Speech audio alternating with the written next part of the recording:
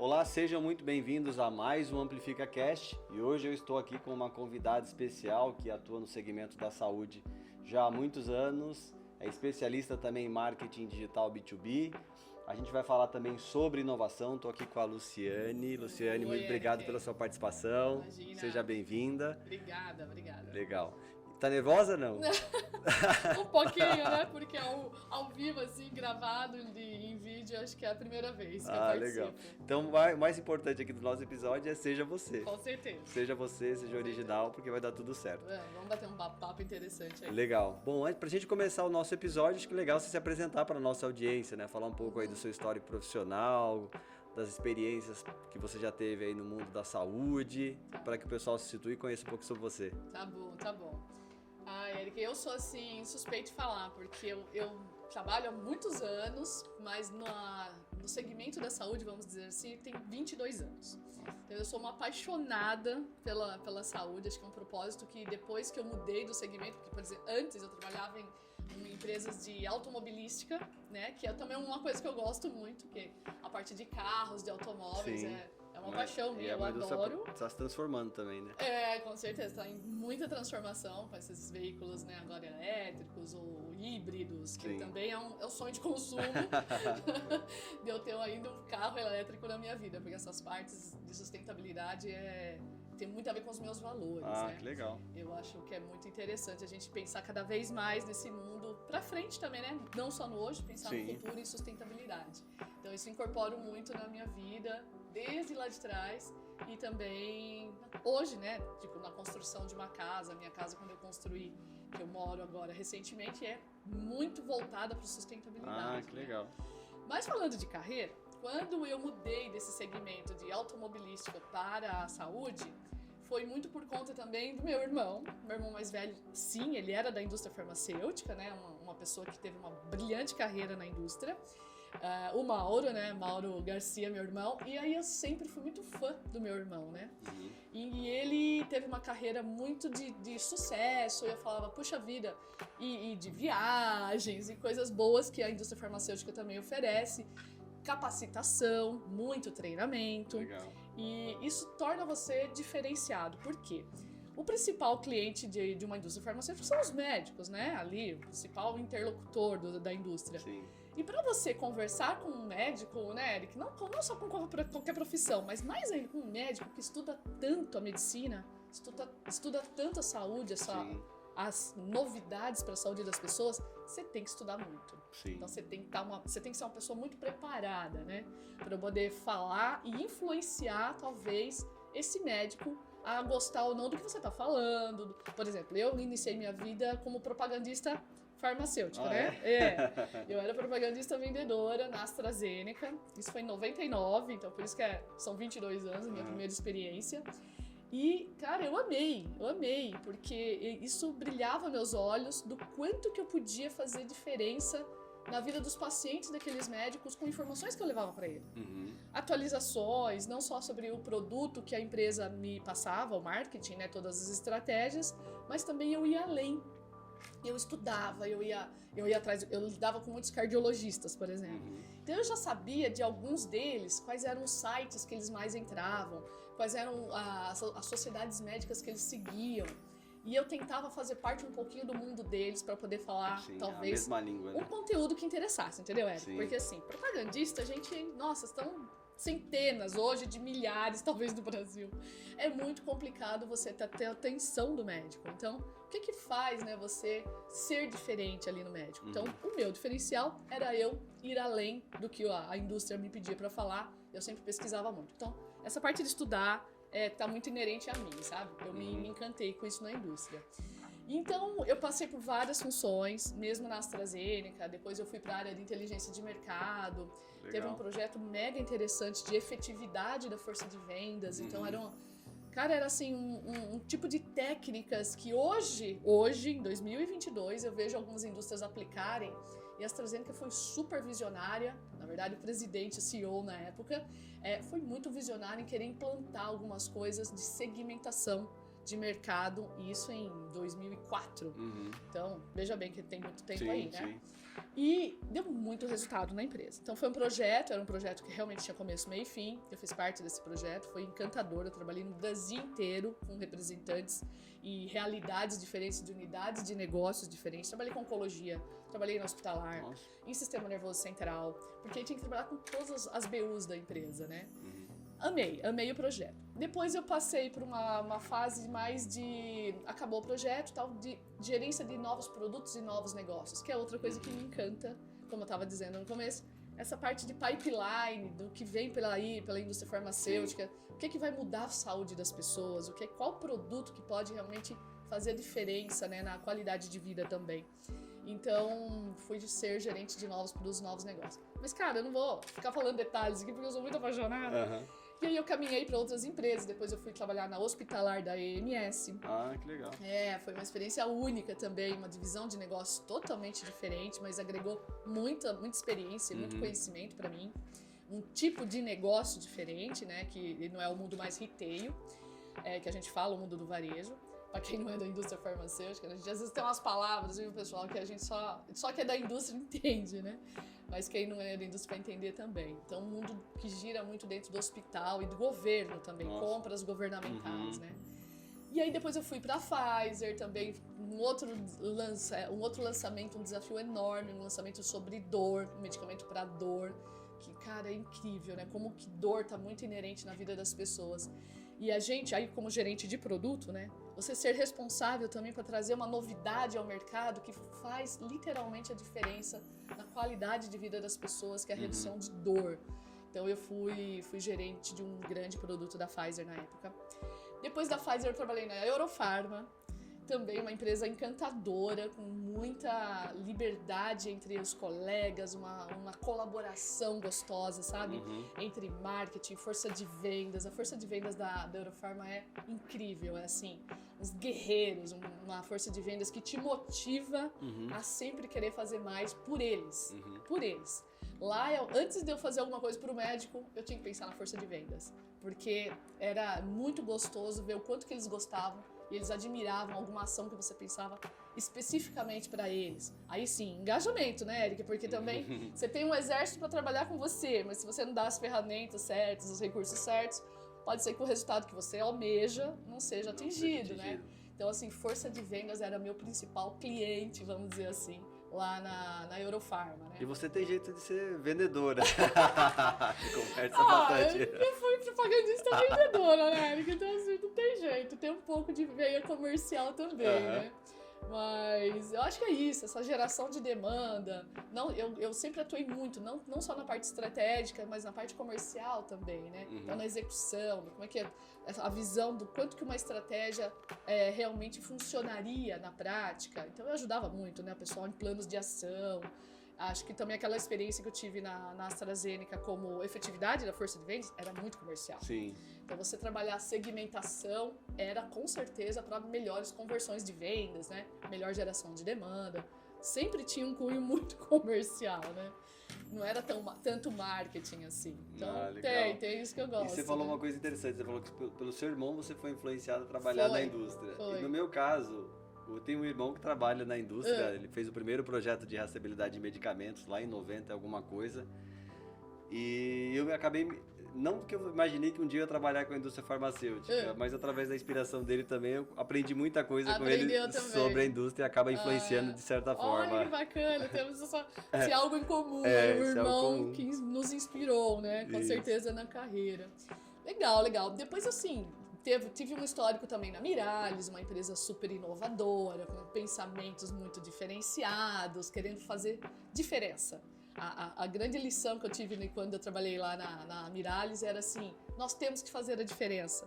E com inovação. A palavra inovação era falada, sei lá, X vezes por dia. Então, aprendi muito com eles, com a família lá, tal, porque eu respondia direto pro VP, né? Então, você aprende muito quando você tá direto com o dono. Sim. Muito. O pessoal era realmente bem visionário. Agregou bastante na minha carreira também. Depois eu fui pra Teraskin, uma empresa incrível, imagina, tava fazendo mais de 80 anos de história no Brasil, uma paixão pela pele. Então, assim, eles têm um foco de negócio muito direcionado.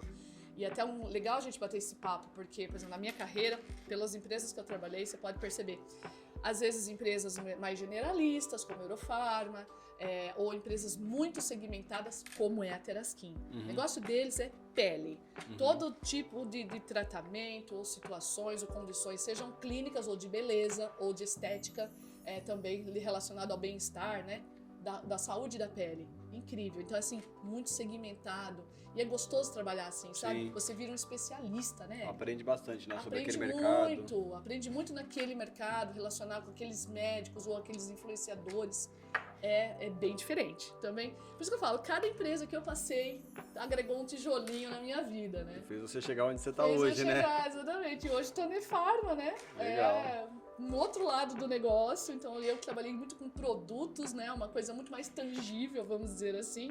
A gente tem hoje produtos que são intangíveis, mas são serviços que agregam em todo esse ecossistema da saúde, que é a indústria, a operadora de saúde, corretora, RH de empresa e outras empresas que têm esse propósito também de melhorar a saúde das pessoas através de benefícios e medicamentos. Muito legal. Então, não deixa de ter um medicamento aí no meio da história. E legal que isso, toda a sua experiência também te ajuda hoje, né? No seu dia a dia, Sem né? Porque você dúvida, conheceu o Zé. outro lado e agora está Conheci. atuando do outro Tô lado. do outro lado da mesa, exatamente. Muito legal, parabéns aí pela carreira. Obrigada. E hoje o tema do nosso episódio, nós vamos falar sobre marketing B2B e inovação na saúde. E para começar o nosso EP, já tem algumas perguntas aqui separadas aqui para a Luciane, que é, beleza, presença digital, ela é importante no mercado B2B?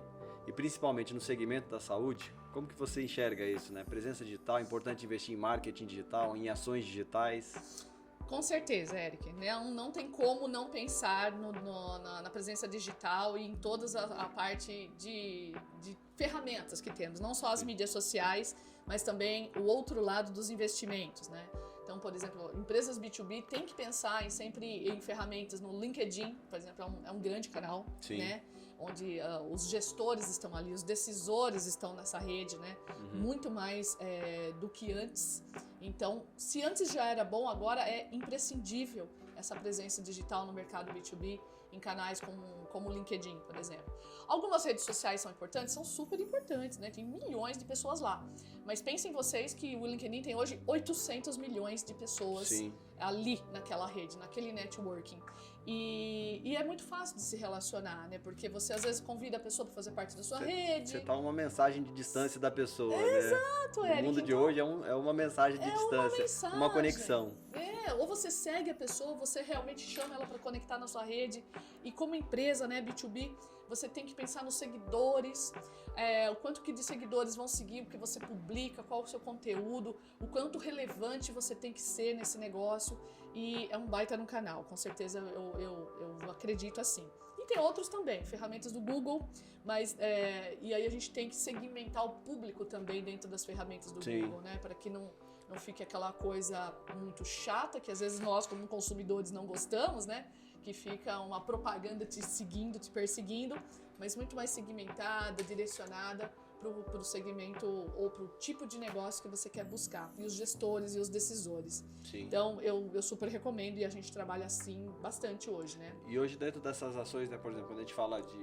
né, hoje você está do outro lado ali, né? Do lado de quem fornece para o segmento da saúde. Isso, Então aqueles decisores, a maioria dos decisores que a sua empresa se relaciona, por exemplo, a eFarma, estão no LinkedIn, não tem como fugir do LinkedIn, né? Então, eu acho que não só a estratégia da eFarma em si, de ter lá uma página da companhia, né, atualizada, eu vejo lá que vocês colocam bastante conteúdo, estão sempre informando as ações externas, as ações internas, mas também a questão da nossa própria marca, né? Da sua marca, né? Eu vejo que você posta bastante conteúdo, vai no evento, vai alguma coisa relacionada à inovação na saúde, recentemente teve eventos da Distrito, então você está sempre ali, né, mostrando a sua marca, né, como profissional também naquele mercado e consequentemente isso também traz visibilidade para a eFarma e para os negócios de vocês, né? Com certeza, Eric, eu acredito que eu vejo ainda muitas pessoas que às vezes eu sigo, as pessoas não se preocupam com essa frequência, né? Isso. E eu aprendi também isso, viu, Eric? Não era uma coisa que eu praticava muito, não. Mas de uns 4 anos pra cá, com certeza, eu mudei bastante meu perfil de olhar o LinkedIn como uma fonte de negócios, né? Até um exemplo, né? Você falou você era propagandista. Quando veio a pandemia, ninguém podia mais ir no médico. Então... Onde é que você ia se relacionar com as pessoas, que as pessoas iam ver você? Tinha que ser no digital, né? Tem que ser no digital. E aí, às vezes você quer falar de negócio lá no Instagram, mas a pessoa não tá lá no Instagram para querer falar de trabalho. Às vezes ela quer uma coisa mais sutil, mais uma parte da sua vida pessoal, uma particularidade. E às vezes você abordar lá no direct do Instagram, por exemplo, pode não ser a melhor estratégia, né? Não é o momento, Não é o momento, né? Se você tá ali naquela rede, você tá querendo mais curtir um lifestyle, se distrair. A não ser que seja influencer lá, Com né? certeza. Que tá vivendo de negócio. Com certeza. Só se o negócio da empresa, da pessoa realmente é algum produto de lifestyle e coisa assim. E outras como TikTok também, com certeza. Sim. Mas no mundo B2B, eu acredito que ainda, pelo menos, o primeiro canal hoje seria mais o LinkedIn, porque os gestores estão ali. Então, assim, tudo acho que depende da estratégia. Se você quer ser um B2B puro, eu acho que muito o LinkedIn. Ah, não, agora a gente tem uma vertente de B2B2C. Ok, olhar outras redes sociais, porque esse C do consumidor ou C do cliente, vamos dizer assim, está lá, que pode influenciar também o negócio. A gente também está olhando essa vertente agora, sabe, Eric? Então tem alguns estudos que recentemente eu vi, até nesses eventos que eu tenho participado mesmo. Eu fiz um curso muito recentemente de CMO pela Startse, foi incrível, recomendo. Eu fiz também. Você fez também? Fiz também. Eu sou muito fã do Chris Cruel e de toda a equipe lá, do Júnior. Eu realmente admiro, são pessoas que me encanta escutá-los falar e tudo que eles trazem com muita referência, muita tendência de fora. E trazem até cases que eles usam no dia a dia cases deles, né? O curso, se você fez, você viu, né? Praticamente são os cases da Startse, como é que eles fazem para ensinar como growth marketing. Foi sensacional, realmente. Eu tô louca pra realmente conseguir colocar em prática. E claro, né, gente, dependendo do perfil de cada empresa, o que eu aprendi lá. E eles estão falando muito nessa tendência agora do consumidor influenciar o stakeholder. Sim. Então, para empresas também que só pensam só no B2B, no CNPJ, né? Vamos dizer assim. O pessoal tá falando hoje de... melhor você abrir um pouquinho a mente, Human to Human, né? Que é o H2H. Ah, exato, né? Mas B2B é H to H, exatamente. Sim. Human to Human, exatamente. Então, assim, você tem que atingir as pessoas que também fazem esse negócio. Se você... Aí que tá, né, Eric? Você ainda mais que amplifica aqui, sabe mais do que também como traduzir uma estratégia num bom plano de marketing, um bom plano de mídia, um bom plano de conteúdo. Tem que acertar a persona, né, Eric? O tom de voz, a persona, o que realmente vai atingir de conteúdo. Pode ser a rede social que for. Nós fazemos assim. Então, às vezes, você tem que adaptar um conteúdo, não serve igual. Não dá, gente, para publicar o mesmo post, com o mesmo criativo, com o mesmo copy em todas as redes sociais. Sim. Você não vai ter o mesmo sucesso. É que ainda tem gente que faz assim, né, Eric? Então, a gente tá aqui trocando uma ideia do tipo que a gente já tá dando dicas de não funciona, talvez não vá trazer aquele resultado que você quer. Então, o negócio todas as redes sociais importantes são, não quero falar que só o LinkedIn é muito importante, mas tem que adaptar a linguagem, o tipo de conteúdo e até a solidez, vamos dizer assim, uma coisa mais rápida, mais curtinha para outras mídias, uma coisa mais densa, mais complexa, mais profunda, um conteúdo mais rico, talvez no LinkedIn. A gente fez um estudo no passado, que a gente analisou as principais empresas globais de tecnologia. A gente fez um estudo digital. E interessante, nesse estudo digital, o que a gente percebeu? Que em cada rede social, aquelas marcas globais, elas se comportavam de um jeito. Então, por exemplo, no LinkedIn ela tinha um comportamento. Quando ia, por exemplo, para o Instagram, era mais marca empregadora. Falava só dos colaboradores, do dia a dia daquela empresa e tal. Facebook replicava um pouco o que era do Instagram. Twitter, eles usavam uma linguagem assim um pouco mais direta, mais objetiva. Então foi legal porque a gente viu essas nuances, né? Cada uma trabalhando uma estratégia diferente nas diferentes redes sociais, que é isso que você está falando. E aí é onde mora a inovação, né, Eric? A gente às vezes acha que inovação é uma coisa tão diferente, mas o inovar primeiro que eu acredito que inovação é uma cultura. Você tem que ter inovação em qualquer coisa que você faça na empresa, em qualquer área da empresa é possível inovar. Então, porque inovar é realmente um mindset, é realmente uma coisa que você se inspira em outros cases, como nesses últimos cursos que eu fiz, tanto na Starts como no Distrito. Foi muito inspiracional. Então você vê outras grandes marcas que às vezes tem mais recursos, né, Eric? Também vamos ser bem sincero, né? Às vezes a gente tem muita vontade de aplicar grandes conhecimentos, grandes práticas e às vezes falta o recurso. Sim. Tanto recurso financeiro como recurso humano, né? Tempo também. Tempo, recurso humano. Prioridade, né? Priorização, qual que é a priorização do seu negócio, né? Onde é que tem um impacto, né, melhor, mais positivo desse momento. Então, analisando num grande plano de marketing, olhar nessa régua do ano, onde é que você encaixa toda a parte de inovação. E fazer um calendário de posts com essa diferenciação em cada rede social, você sabe mais que dá trabalho, né, Eric? Dá trabalho, e acho que é por isso que as outras empresas, ou a maioria das empresas, aplica sempre o mesmo conteúdo para todas. Mas é bom que a gente abra a mente de quem está nos ouvindo, quem está nos vendo, que é bom repensar, né? O mundo está totalmente... não quer ver a mesma coisa em todos os lugares. Sim. E só falar também depois, né, que a gente tem lá. A gente tem uns canais ali que é onde a gente se mostra, né? Dá visibilidade do que nós fazemos, do que a nossa empresa faz, qual que é o conteúdo que a gente divulga. Mas depois que o lead ele converte, ele entra para nossa base. O lead é uma pessoa, um decisor, um stakeholder, alguém que decide ali, ou pode decidir, ou um influenciador também, né? Às vezes não decide por aquele projeto, mas ele entra na base. Depois que ele entra na base, a gente também tem que pensar, né, no relacionamento B2B. Como que a gente, lá como empresa, vai se relacionar com a nossa base de leads? Né? O ciclo de venda B2B, normalmente ele tende a ser mais longo. Não é o cara a pessoa, né, que decide, eu quero fechar esse projeto, vou fechar agora. Aquele projeto, às vezes, principalmente na indústria, vai passar por vários decisores, tem a aprovação do orçamento, aquela coisa toda. Então o processo de decisão ele começa em um momento, mas o encerramento, né, o fechamento daquele ciclo de venda, ele tende a ser mais longo. Super longo, Eric. E aí, como que é essa questão, né, da estratégia do inbound marketing, né, dos e-mails, eu não consigo nem dizer e-mail marketing, né, mas e-mails estratégicos. Até você puxou um gancho aí do Starts, para quem não conhece o Starts, é bom seguir o Starts. Os e-mails marketing, os e-mails estratégicos que o Starts manda de conteúdo é muito rico. Muito rico. Às vezes manda um e-mail, sei lá, acontece de receber e-mail domingo à noite, ou segunda-feira bem de manhãzinha. Mas é um e-mail que agrega valor. Então, pensando na nossa audiência, principalmente no mercado B2B, os decisores que podem comprar serviços ou soluções da eFarma, depois que ele converte, é importante ter a estratégia de conteúdo também por trás, né? Para mandar campanhas, para se relacionar com aquela base, criar segmentações, nutrir o lead de forma estratégica.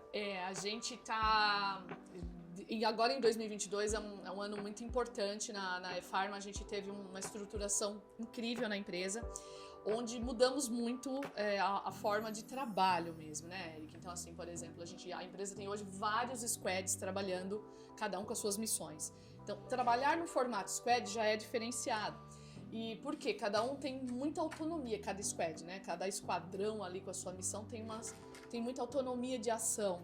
Sabendo uma missão clara, recebendo do Trib Lead uma missão clara, ok, as pessoas vão e seguem com as suas métricas lá e com os seus rituais. E aí, falando de marketing, gosta de estar falando de como nutrir os leads, a gente está realmente coletando e tentando integrar tudo, sabe, Eric? Então, assim, na eFarma, meu momento, lá também, além de ser head de marketing e inovação, eu também tenho meu papel de chapter lead. Sim. Então, eu também tenho outras 4 pessoas no marketing que estão descentralizadas nesses squads.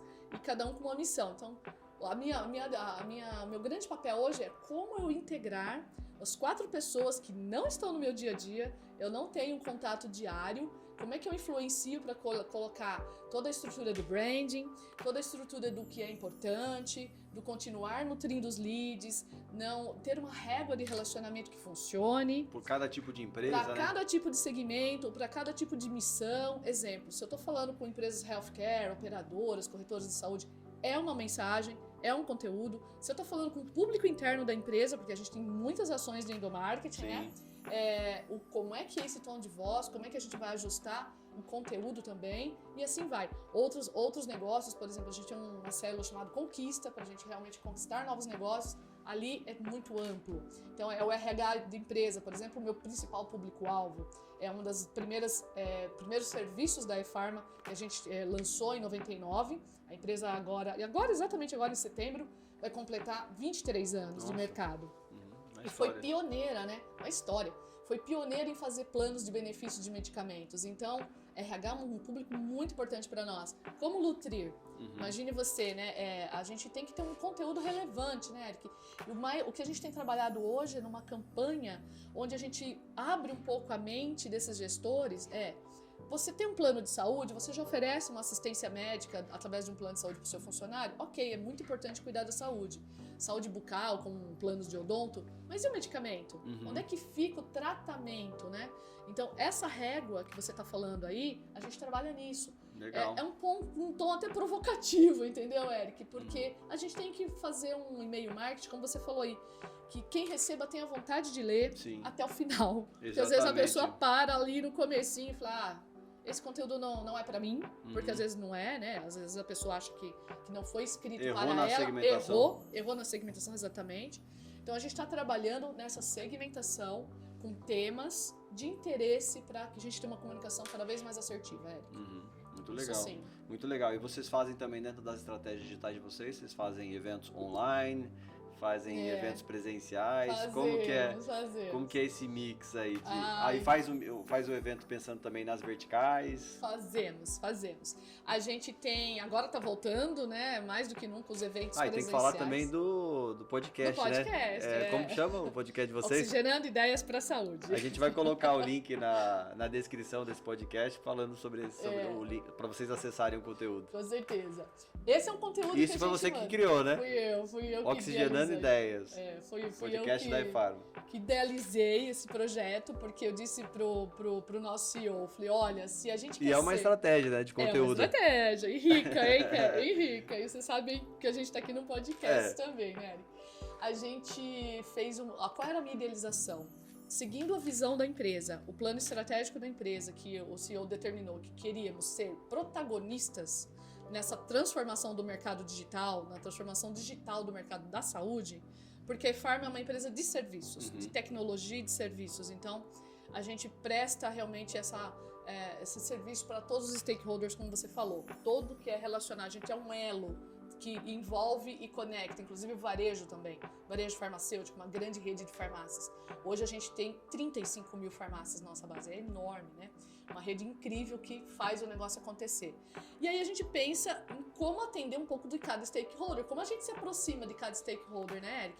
Então, se eu tô falando com uma rede de varejo, eu tenho que, às vezes, utilizar empresas que são mais próximas desse varejo.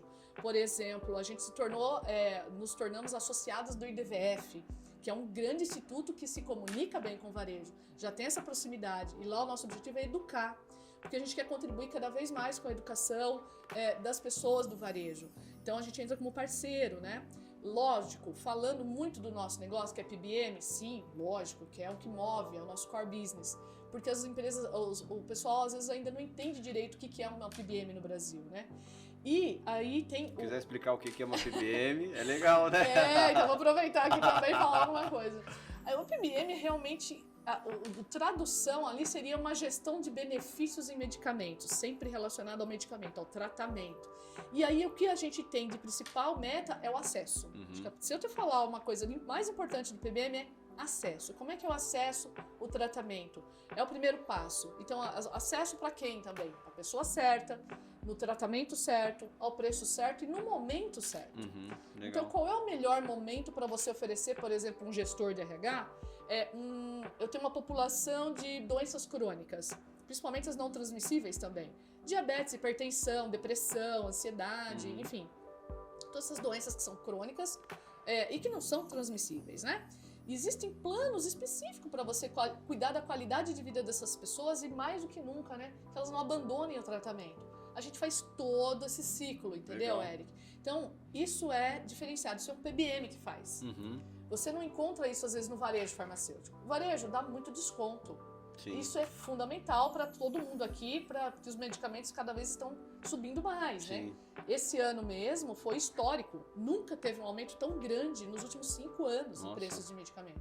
Bateu 11%. Meu Deus. Isso afeta muito a saúde financeira das pessoas, Com né? certeza. Então, aí tem a outra saúde, a financeira, né? Então, já que a saúde financeira é importante, a gente tem esse serviço. PBM é sempre assim, acesso aos medicamentos, para as pessoas certas, porque também No não adianta momento dar certo. acesso no momento certo, ao preço certo. Uhum. Então a gente trabalha com índices de desconto muito diferenciados, Eric. Mas a gente não quer falar de desconto. A gente Sim. quer falar, por exemplo, agora Da o nosso personalização, né? personalização Da que a pessoa encontra e às aquilo que vezes ela precisa, né? Exato. E às vezes de fornecer o medicamento gratuitamente, Eric. Uhum. A gente está disposto a isso. A gente tem planos na empresa para isso. Uhum. Então, se uma operadora de saúde quer muito se diferenciar no mercado, e agora nesse mundo da transformação digital surgiram muitas, né, operadoras digitais, assim como Sim, bancos sim, sim. digitais, operadoras de saúde digitais versus as tradicionais, como é que elas podem se diferenciar? Com um plano de medicamento grátis, que é o que a gente está lançando agora nos últimos congressos que a gente se foi. Até você deu uma volta, né, para falar dos eventos presenciais. Então a gente tem participado de eventos para levar essa nossa novidade, que é um plano de medicamento grátis. Tem muitas condições que qualquer um que está nos ouvindo pode nos procurar, porque tem vários planos com cobertura de genéricos, com cobertura de medicamentos de marca, Uhum. e a gente está oferecendo isso sob risco da ePharma. Então é muito como uma operadora de plano de medicamentos. legal. A gente agora mudou bastante nosso posicionamento. Uhum. Então a gente quer ser sim uma operadora de plano de medicamentos, para ficar mais fácil as pessoas entenderem, sabe, Sim. Eric? Porque quando a gente falava que era uma PBM, pouca gente entendia. Se você fala que é uma operadora de plano de medicamentos, ok, mais fácil de entender. Uhum. Aí a gente foi, como você falou, em estratégias agora offline também. Então a gente está indo em eventos muito importantes de cada segmento. Na semana passada estivemos no Conar RH Saúde, Uhum.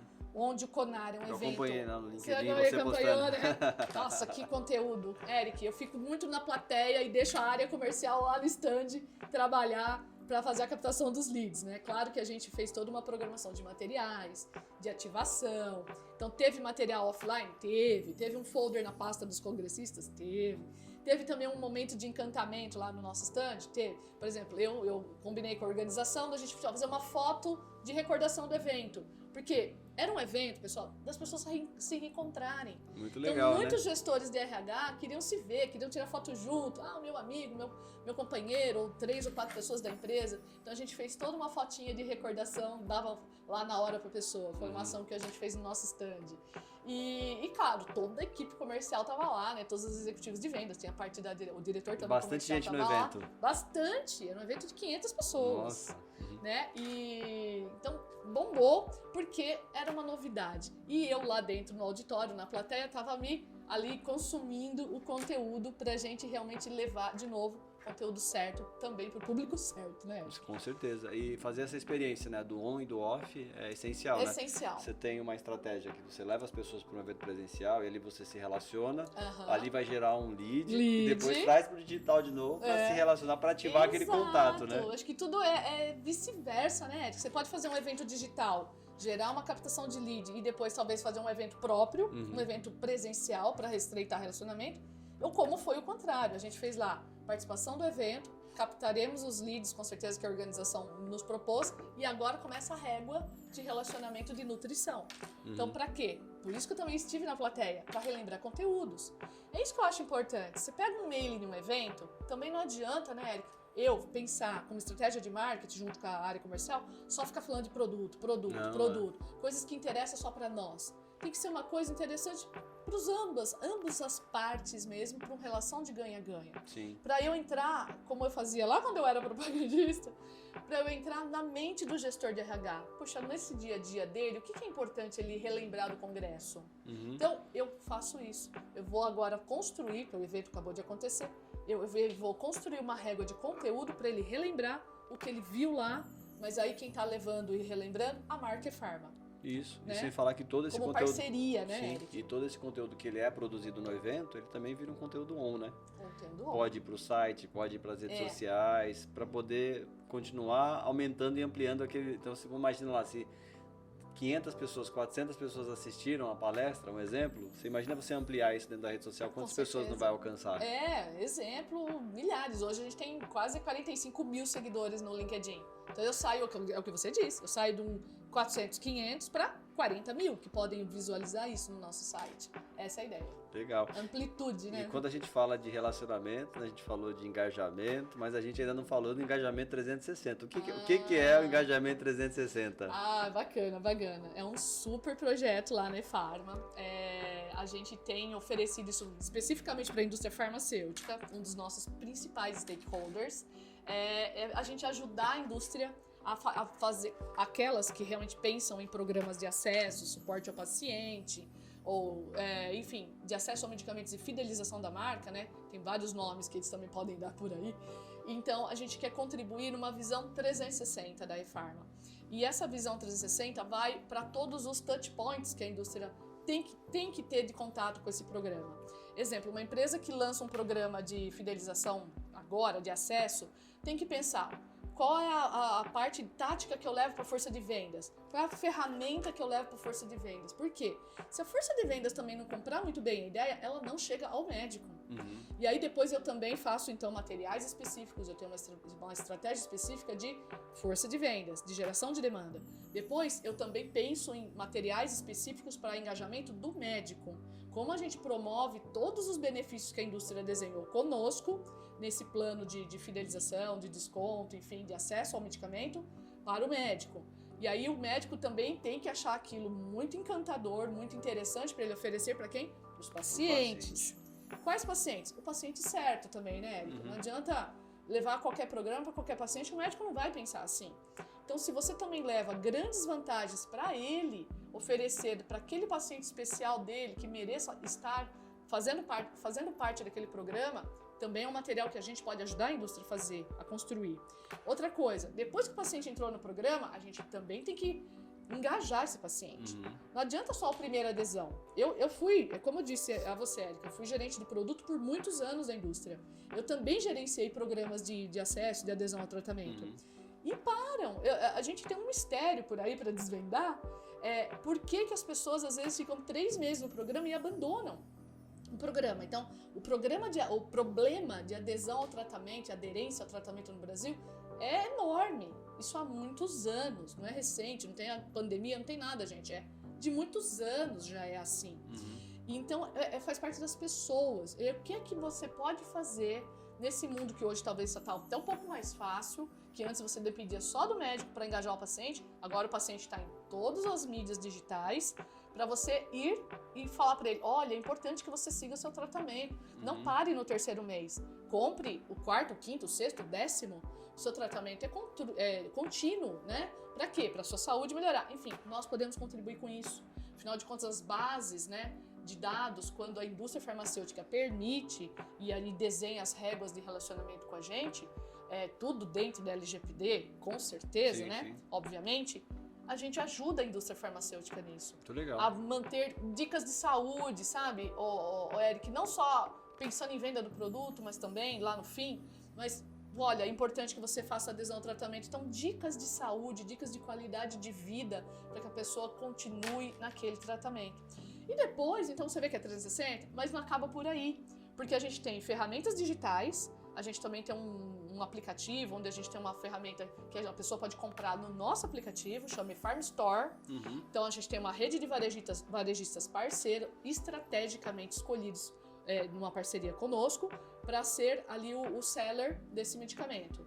E a pessoa também pode ir na farmácia física, não tem problema nenhum. Por isso que a gente fala que nós somos uma empresa digital, né? Sim. Hoje um termo que está até se falando um pouco mais, né? O físico e o digital juntos. Então a eFarma consegue fazer essas duas ações. E aí, a hora que o paciente também não comprou online, não tem problema, vai na farmácia física, lá no varejo eles têm que estar sabendo tudo do programa, sabendo do nosso sistema autorizador, sabendo como que funcionam as regras comerciais. Então, é isso que é o 360. Muito legal. Isso é um ciclo virtuoso, porque, de novo, continua, né? Depois que sai da farmácia, o paciente tem que continuar tomando, e por aí vai. Então, a gente influencia toda essa cadeia, Eric. Por isso que a gente fala que nós somos um elo que realmente impulsiona a saúde do Brasil, porque a gente atua em toda a cadeia. Muito legal, muito legal. Todo mundo já conheceu agora o Engajamento 360. Ó, Engajamento 360, visão é farma. E agora a gente vai pular um pouquinho já dos nossos assuntos e vamos falar um pouco de inovação. Opa! Que está um pouco relacionado ao Engajamento 360, porque tem tecnologia por trás, tem tudo isso. Como que anda a inovação na saúde?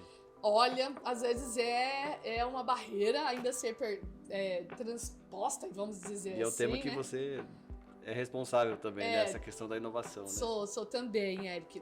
Recentemente eu tenho visto alguns eventos e o que eu mais tenho escutado os profissionais falando que vem e lá no podcast, né, no nosso podcast Oxigenando Ideias para a Saúde, a gente já convidou muitos protagonistas que têm agido muito nessa transformação digital da saúde e inovação. Mas o que também é uma coisa comum, Eric, quem está ouvindo e vendo vai ver que isso é verdade que eu estou falando. Ainda tem muito o que fazer regulatoriamente falando. Então, às vezes, você pensa em quantas startups tem por aí, milhares, gente, milhares. Quantas empresas já têm o seu próprio hub de inovação. Eu estava no evento do Digital Talks e estava no stand lá do Health Summit e tinha uma startup de metaverso que você conseguia entrar dentro do hospital e ali aprender a fazer os procedimentos dentro do hospital através do metaverso. Sim, sim. Olha a inovação. É incrível na parte de educação, de capacitação, né? Muito incrível mesmo. Mas às vezes na parte regulatória tem umas travas. Então, isso que talvez impede das boas ideias serem praticadas. Então, o mindset de inovação, eu acho que está super fomentado no Brasil, né? Vide vários hubs de inovação que existem e até indústrias farmacêuticas que já têm o seu próprio hub, têm a sua própria área. Viu-se a tamanha importância que, não, vamos segregar mesmo, deixar a área pensando sozinha para ver o que consegue aplicar. Então, o que eu vejo de inovação? Tem realmente o 5G chegando por aí, que vai ser uma grande inovação na saúde. A gente percebe que talvez essa parte, igual você falou, do metaverso, precisa de uma grande velocidade de dados. Sim, sim. Então, não adiantava também querer praticar metaverso, talvez sem uma tecnologia adequada. Uma conexão suficiente. Uma conexão suficientemente boa para agilizar, senão vai ficar travando tudo lá, né? E a experiência não vai ser boa. Vai ser um meta-lento. Vai ser um meta-lento. Então, no mundo que estamos hoje, que é onde só se fala da jornada da experiência, onde que a experiência é muito mais valorizado, você pode não ter uma boa experiência se você não tiver a tecnologia adequada para isso. Então, e também um ambiente adequado. Por quê? Porque precisa também, às vezes, dos óculos, né? Então, sim. tem todo um aparato tecnológico, né? Uma estrutura para você vivenciar melhor isso. Tem a realidade virtual também, que às vezes não precisa do óculos, então, dessa diferenciação em realidade aumentada e realidade virtual. A realidade aumentada, você não precisa de óculos, a gente tem plataforma de realidade aumentada, onde a gente consegue, por exemplo, engajar os pacientes, é como se fosse a bula em vídeo, eu meio que dei um nome lá pra galera, eu falei, gente, vamos começar a fazer a bula dos medicamentos em vídeo, por quê? Você deixa a coisa muito mais friendly, muito mais interessante, uma aplicação de um produto subcutâneo, com certeza. Deixar um recordatório em alguma coisa fácil da casa da pessoa. Eu só quando pego aquelas bulas de remédio pra ler, eu falo, meu Deus do céu. E aqueles modos de usar que às vezes não entende, né? Então, assim, é o uso da inteligência artificial, é o uso das assistentes virtuais para realmente colaborar com a saúde das pessoas. Essa inovação está tudo sendo praticada, né? Umas empresas um pouco mais aceleradas, outra ainda iniciando, mas assim, assistente virtual com machine learning, eu acho que tá aí que tem que ter, né? Não vou pôr uma assistente virtual só com uma árvore de decisão respondendo perguntas. Não. O que você vai fazer com aquele conteúdo respondido? Tem que ter um procedimento de machine learning para você conhecer, cada vez que entra o CPF para falar com você, é uma pessoa. Sim. Não dá para dar as mesmas respostas para todo mundo igual. Com certeza. Então, é isso onde eu vejo a inovação da saúde. Então, se você entra num programa de uma indústria que já tem um chatbot, tem um WhatsApp bot, que a gente tem tudo isso, lá na empresa a gente oferece para os clientes. Se cada paciente que tem lá, um paciente de diabetes, um paciente de hipertensão, um paciente de sistema nervoso central, tem que ser tratado na sua particularidade. Com certeza. Né? Porque aí ele vai entender um benefício dessa inovação. Com certeza. Não é fácil assim, não. Traduzir o formulário num chatbot interessante. A inovação, ela serve para melhorar a vida de alguém, Melhorar. Né? O universo, o mundo. Tem que melhorar. E aí, às vezes, é uma resposta mais ágil, que eu acho que também é uma importante coisa que a gente tem que falar aqui, né, Eric? A inovação tem a ver com agilidade, métodos ágeis. Então, como é que dá para fazer tudo que fazia no passado? Não, o mundo está mudado. Então, não dá para ter uma estrutura tão demorada de tomada de decisões. É o mundo do fazer, errar rápido e corrigir rápido. Então, isso é o famoso MVP, né, que a gente tem nos squads. Então, lá na empresa ou em qualquer outra empresa que tem hubs de inovação, é a prática, né? Praticou, teve uma ideia interessante, aprovou, tá dentro da missão, tá dentro do roadmap, vamos praticar. Vamos praticar, vamos colocar um grupo de clientes para usar? Vamos. O teste AB? Não, a gente vai botar em 2 grupos, vamos avaliar. Isso é inovação. Não dá para ter o produto pronto para o mercado todo? Não tem problema, vamos testar em grupos pequenos, né? Isso é o que a gente tem mais feito, praticado e funcionado em parceria com os nossos clientes, sabe, Eric? Legal. Esse jeito de praticar coisas rápidas. Funcionou, gente, está muito bacana, o resultado foi incrível, vamos aplicar para um alcance maior. Não funcionou tão bem, vamos fazer um ajuste. Aqui eu acho que não deu tão certo nesse teste AB, vamos corrigir a rota, ou o conteúdo, ou o bot, ou a inteligência artificial, enfim, qualquer coisa que a gente esteja usando de ferramenta para que tenha um melhor sucesso, né? Porque nem todas as ideias são perfeitamente implementadas e o resultado incrível. E dá certo, né? E dá certo. Eu acho que inovar é isso, você tem um pensamento de que a ideia é boa. Vamos aplicar, porque antigamente não era assim, né? E você tem medo de errar, né? Tinha medo de errar. Aí muita gente vetava ideias boas. Quantos, né, que não estão aqui ouvindo a gente, que já tiveram ideias incríveis, porém era vetado por uma diretoria de empresa, um gestor, um grande líder lá. Não, essa ideia não vai dar certo, era muito achismo. Então a gente também está vivendo um mundo de ser data-driven. Sim. Quais são os dados? Quais são as premissas que fazem acreditar que isso vai dar certo? Então isso tem que estar na mesa. Não, com base nos dados, isso deu certo. Eu fiz o teste desse jeito. Lá na Start você estuda assim, né? Sim. Eu adoro os cases deles.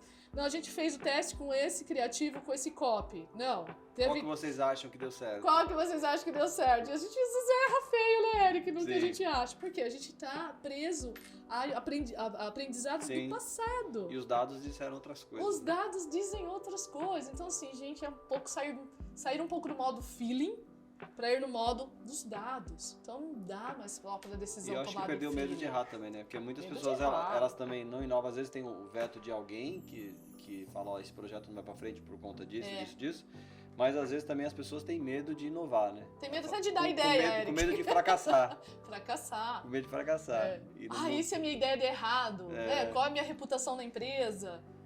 Eu acho que isso tá mudando. Com certeza tá mudando. E como que você acha? Recentemente você participou também do curso lá da Distrito? Participei. Esse foi sobre inovação? Qual foi o tema? Foi um programa muito intenso de 3 dias em semanas alternadas, Eric, foram 3 quartas-feiras. E o curso foi, assim, muito prático. Porque também, gente, é aquela história. Eu tenho formação em marketing, fiz um MBA em marketing, depois fiz outro MBA em varejo, para eu realmente entender os negócios do varejo, porque tem muito a ver com a minha vida, com a minha carreira.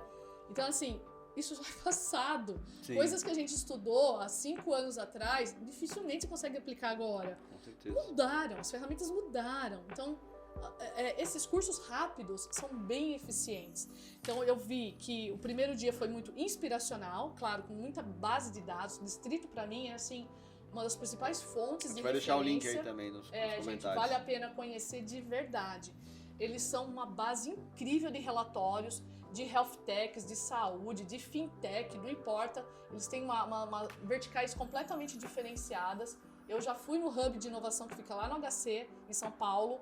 Ali, para quem não é de São Paulo, no HC em São Paulo, do Hospital das Clínicas, fica o hub de saúde deles. Muito pertinho, participei de um evento lá também para a gente discutir inovação na saúde, com vários stakeholders de N setores.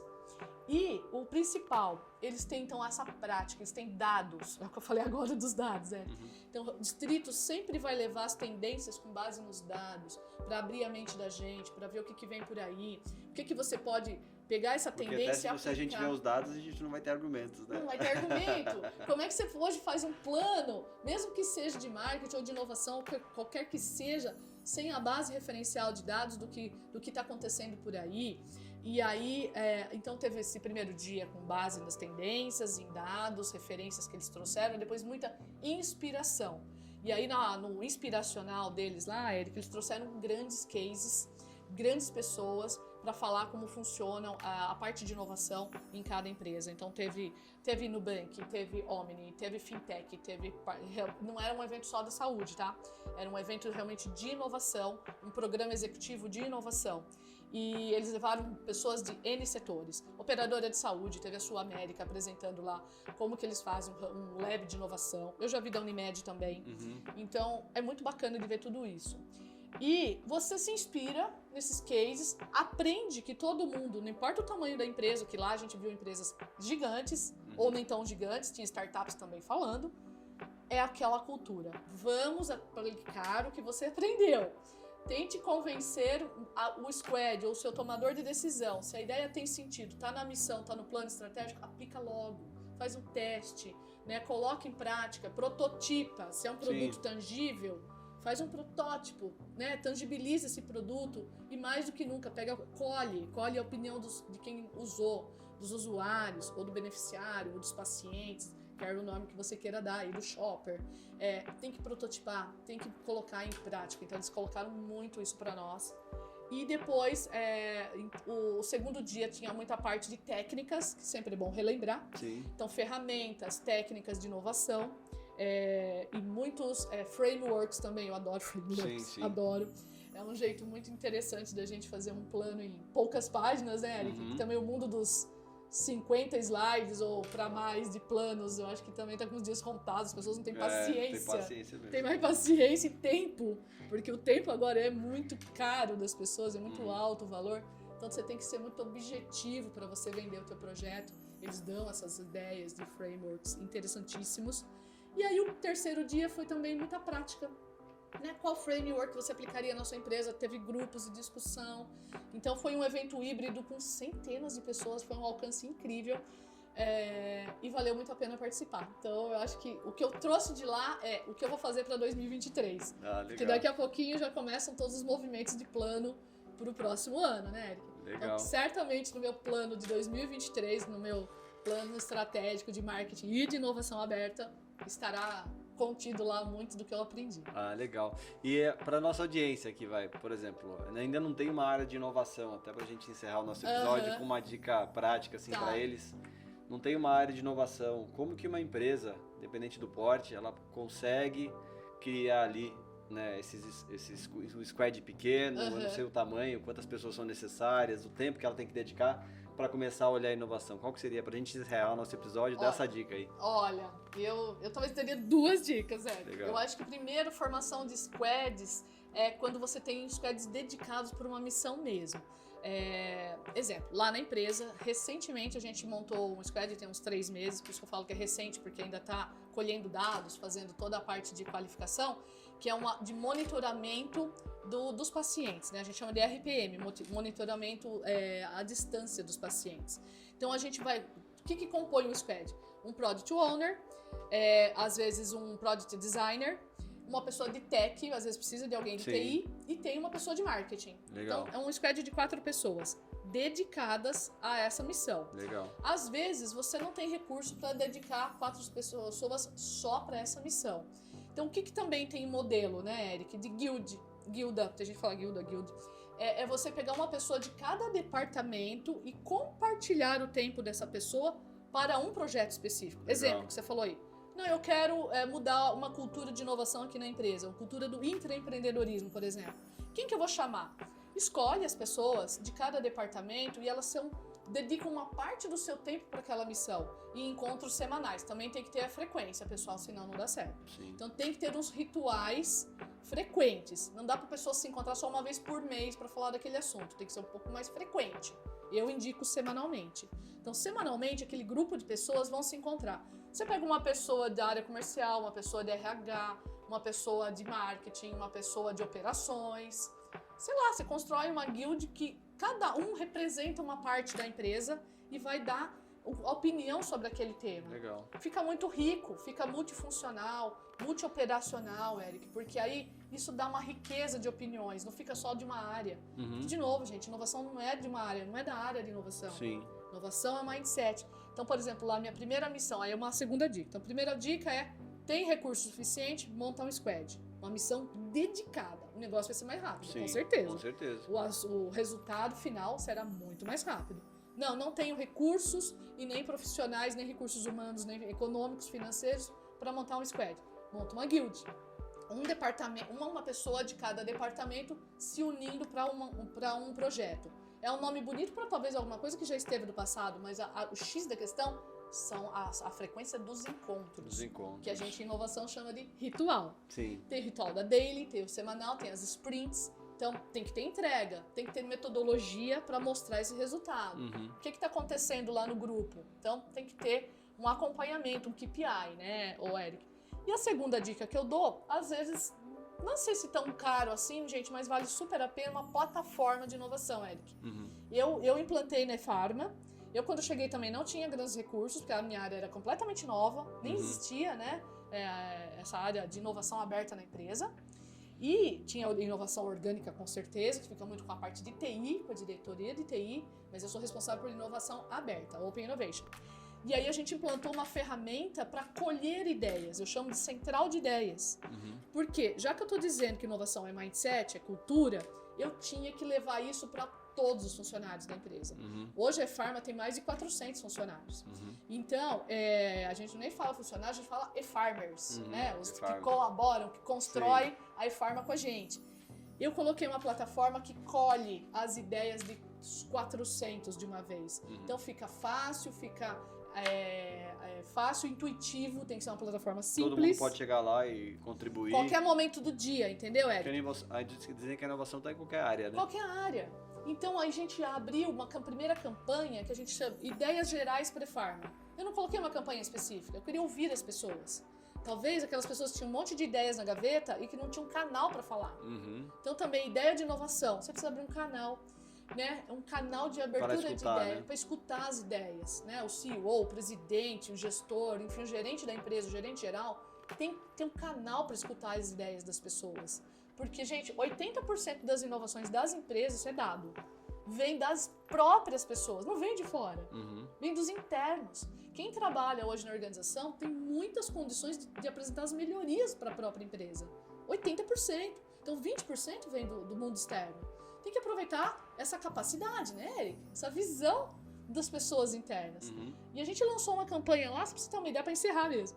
O sucesso que foi e surpreendeu completamente todo mundo. Em 40 dias de campanha, que a gente teve lá um começo, meio e fim, tem que ter, né? 40 dias de campanha, eu capturei 167 ideias. Olha que legal. Cara, a gente pensou em 50, minha meta era 50. Foi quase 3 vezes, muito mais do que 3 vezes do que eu imaginei. Então, olha que bacana, uma empresa pequena, né? Assim, médio porte, vai, 400 funcionários. Sim. Então, tinha muita gente querendo dar boas ideias. Aí depois tem que ter o processo de avaliação, de implantação, porque curadoria a pessoa... ali para saber o que curadoria, mas aí é uma outra história, sim, né? Mas legal, muito legal. E tem que começar. Eu acho que assim, não tem recurso nem para squad, nem para plataforma, abre um canal, cria um e-mail especial, e-mail lá, né, de inovação, alguma coisa assim. Google Forms é gratuito. Google Forms, qualquer coisa, né? O Forms no Microsoft também. Cria um formulário de ideias onde caminhe para alguém ler. Sim. Né? Para alguém ler, saber o que as pessoas estão pensando. Eu acho que a gente tem que pensar no intraempreendedorismo, essa é a palavra, Eric. Todo mundo pode colaborar para o crescimento da empresa. Legal, e inovar. Legal, bom, Luciane, obrigado aí pela sua participação. Imagina. Esse foi mais um AmplificaCast. Se quiser despedir da nossa audiência, é só olhar para essa câmera aqui. Imagina. Ai, gente, eu também adorei esse papo, né? Eu acho que o Eric me deu essa abertura de falar um pouquinho, tanto da minha carreira como das indústrias ou dos negócios que eu passei. Muito obrigada também, adorei. Estou à disposição. Quem quer trocar ideias aí também sobre inovação, sobre o mundo do ecossistema da saúde, estou super aberta para conversar. Legal. O contato vai estar na descrição desse episódio. Até a próxima, pessoal. Até, pessoal. Valeu, Prazer. Tchau, tchau.